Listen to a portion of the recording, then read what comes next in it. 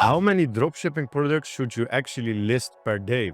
This is a very interesting question that I get asked almost all the time during the process of running my Google Ads agency. Actually, we need to reframe this question a little bit because the real question is, how do you make more profit from Google Ads? Adding more products to your website, right? My name is Robin. I've been active in the e-commerce industry since early 2019, whereas I also run a Google Ads agency with more than 40 clients live right now. So to come back to the question, how many products should you actually list per day? We need to go back to the fundamentals of what you actually want to achieve as an e-commerce store owner. You most likely want to make more profit from your existing Google Ads. Therefore, you want to leverage more and add more products to the platform and therefore find more winning products, right? But to do this in a strategic way, I'm going to explain in this video how you can achieve the goal of making more profit by strategically adding more products. So make sure to check the whole video so you understand the full perspective of how you can make more money from your Google Ads by adding more products to your website. So when it comes down to the first phase of testing initial products, I would highly suggest to have a minimum of 100 products already on your website, so the algorithm has a chance to find good products within this range of around 100 to start with. You can also start with a lower amount, but just make sure that you have the right products for the right timing. If you are, for example, active in the fashion industry, which is quite seasonal throughout the whole year, so you need to make sure that you have at least a bunch of products to start with that are trending in this season and that there is actually search volume in this kind of season for it. And what I see as a big issue is that people add already from the start too many products on their website. The Merchant Center has a capacity of 150,000 SKUs, and I see people targeting always more products over better quality, right? But sometimes in the beginning, it's much better to start with a lower amount of products, because then you make it yourself and the algorithm more easy to analyze the data and find winning products. Because if you start, for example, with a budget of 50 to 100 euros per day, because you want to see first that you can make profit with Google Ads, but if you have a ton of products that need to be tested, your budget might be a limited factor of testing all the SKUs, and therefore you did so much work by adding all these products, but they don't even get a realistic chance in terms of the eyes of Google, right? Because it all starts with an impression. From the impression, you can get a click from Google, and from a click, you can get a conversion. But if you have so many SKUs on your website, it's first of all hard to get all impressions, especially if you have a limited budget, for example, from 50 to 100 euros. Of course, you can fix this issue by adding more budget in the beginning, but during the initial testing phase, we should always focus on a lower budget, find proven to profit products, and from there put more budget behind these products.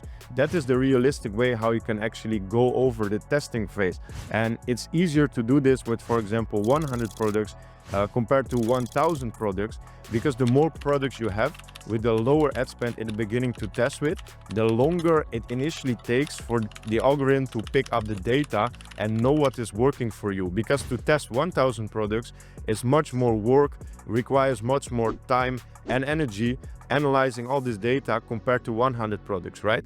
So this is something what is very interesting, and we should know at the first place before we even know how many products we need to add to our website to make more profit from them actually. So during the testing phase, we analyze also what kind of products are selling well, what kind of collections are selling well, and product types. So we can analyze where the Google Ads algorithm want to push it more and want to push more budget so you can make more profit.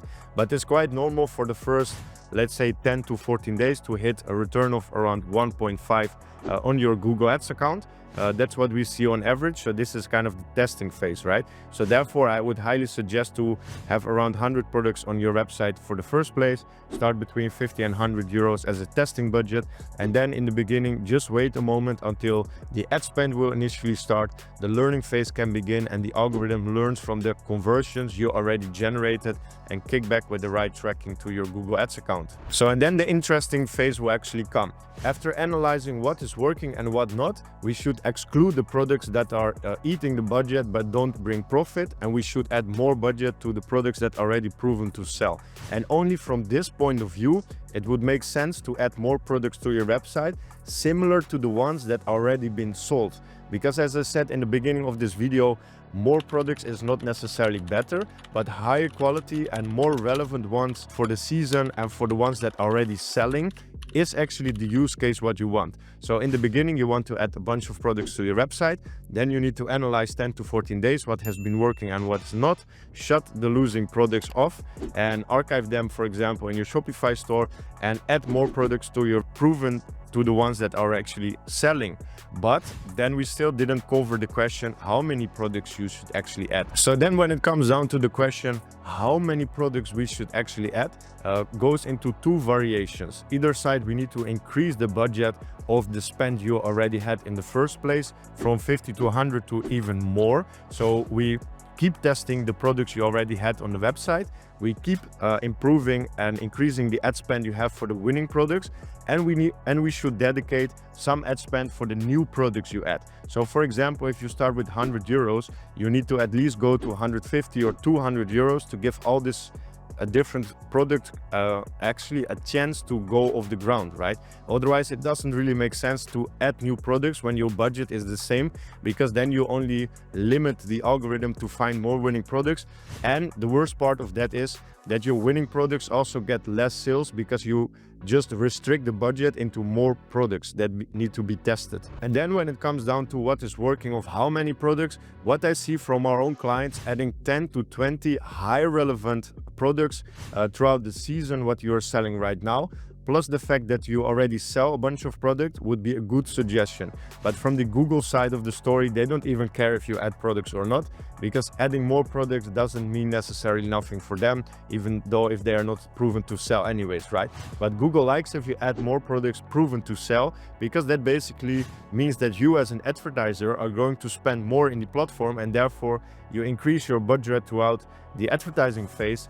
And therefore it's good also that you provide the visitor what is Google providing on your website and turn them into a paying client, because that means a success for you, for Google, and for the client, because they shop a product that they were looking in the first place, right? So adding 10 to 20 products per day can be a very good way to start in the beginning. And essentially you can increase that amount of number as well if you increase also the amount of ad spend you're doing, as I just suggested, for the products you're already testing, the new ones you want to test, and increasing the ad spend for the proven bestsellers, right?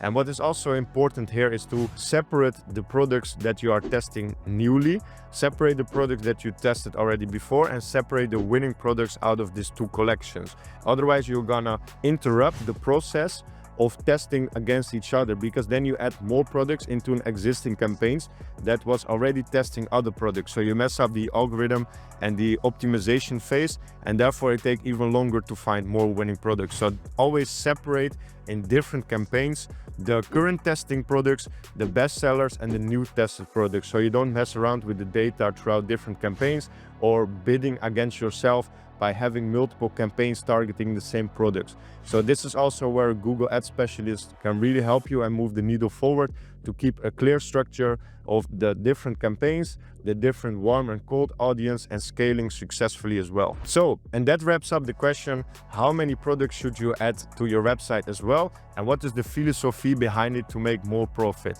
If you want even more value, click the link in the description where you can go to my free knowledge center, where I will share more real-life examples of a lot of questions that I get and answers with the basic philosophy, so you know exactly how to make more profit and get more results from your current Google Ads campaigns. My name is Robin, thank you for watching this video, and make sure to also check the recommendation video after this, where I tell you exactly how to set up your Google Ads campaigns and how to optimize them. Make sure to check that video out. It's very important to understand the basic principle of how to create successful Google dropshipping campaigns, and make sure to also leave a like and subscribe on this video. I see you on the winning side.